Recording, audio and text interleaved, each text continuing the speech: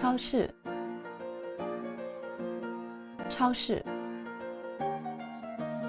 超市，超市，超市，超市。Hello， 大家好，我是 Rolling Mandarin 的刘老师。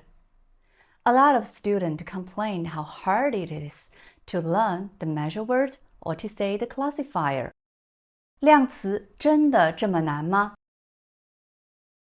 Let's go to the supermarket and find it out. 我们日常生活中用到的量词大部分和它的包装有关。Believe it or not, in our daily life, especially in the supermarkets, you will find out that most of the measure words, or to say the classifiers in Chinese, are related to their packages.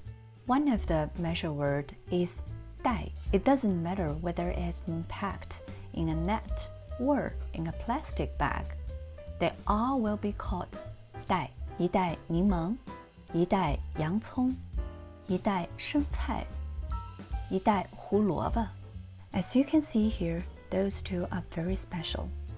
They have been packed both with plastic bags and the paper box.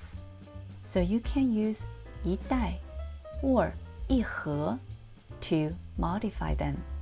一袋水果胶，一盒水果胶，一袋茄子，一盒茄子。Now it is your time to answer the questions. Do you know measure word of them?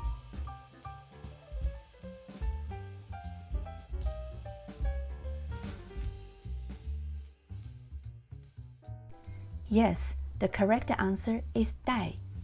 一袋果泥，一袋卫生纸，一袋餐巾纸。As for single pieces, 颗 normally will be used to describe a small and round shape. So you will see 一颗洋葱，一颗水果胶，一颗柠檬 and so on.